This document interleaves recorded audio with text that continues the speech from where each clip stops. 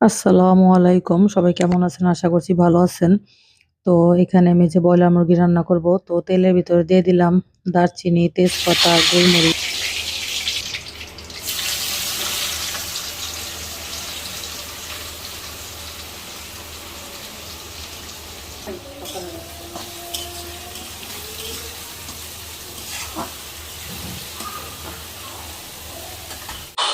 মুরগিটা এভাবে রান্না করলে না খুবই টেস্ট হয়। তো দিয়ে দিলাম পেঁয়াজের ভিতরে আদা রসুন দিয়ে আমি ভালোভাবে মুরগিটাও একটু ভাইজা নিব।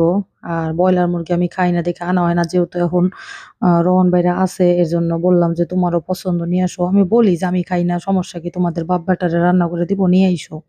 বলে যে না, ৩ জন মানুষ আমরা, খামাখা তুমি খাইবা না আবার আমরা খাবো, আলাদা রান্না বান্নার দরকার নাই। আহ, অন্য মুরগি নিয়ে আসি, তো দেখা যায় সোনালী মুরগি নয়তো শক্ত মুরগিটা নিয়ে আসে, রান্না হয় না। তো আমি বলতেছি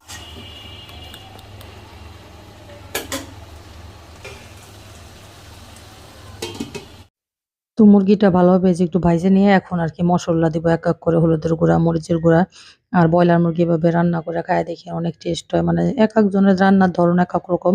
আমি মানে এইভাবে ব্রয়লার মুরগিটা রান্না করি, মানে আগে মশলাটা কষাই না, আগে মুরগিটা আর একটু তেলে ভাইজে নিয়ে তারপরে এইভাবে মশলা অ্যাড করি, মাংসটা খাইতে খুবই টেস্ট হয়।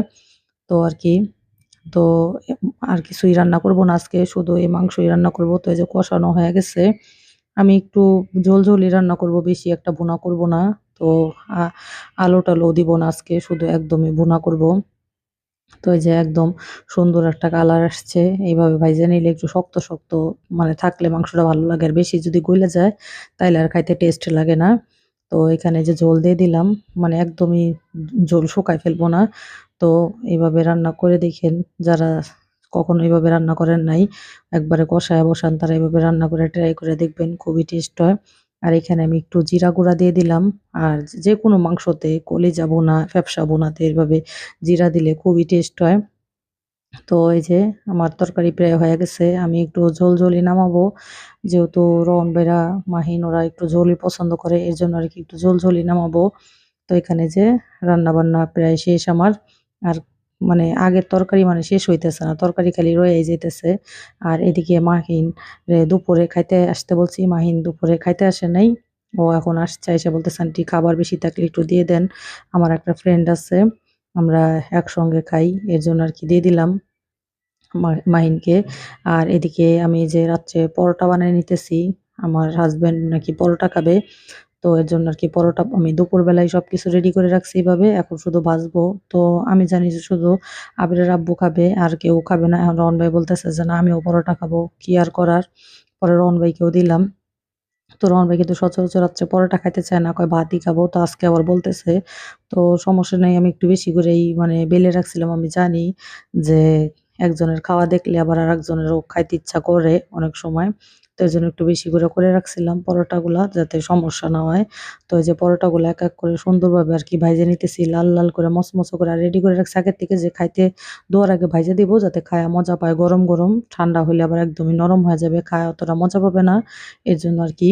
আর এই যে এখানে দিয়ে দিলাম ওদেরকে তরকারি আর পরোটা। আমার হাসব্যান্ড আজকে বলছিল দুপুরে যাওয়ার সময় যে আমার জন্য পরোটা বানায় রেখো, আমি মাংসর ঝোল দিয়ে পরোটা খাবো। আর কালকে তরকারি-টরকারি ছিল, ওগুলা দিয়ে দুপুরে খাওয়া হয়ে গেছে। এর জন্য আরকি রাত্রে শুধু যেহেতু মাংসর তরকারি। আর ডিম ভাইজা দিব নাকি জিজ্ঞেস করতেছিলাম, বলতেছে না ডিমের দরকার নাই। তো এখানে দিলাম, খায়া বলতেছে মানে খুবই টেস্ট হইছে নাকি, যেমন খাইতে চাইছে এরকমই হইছে।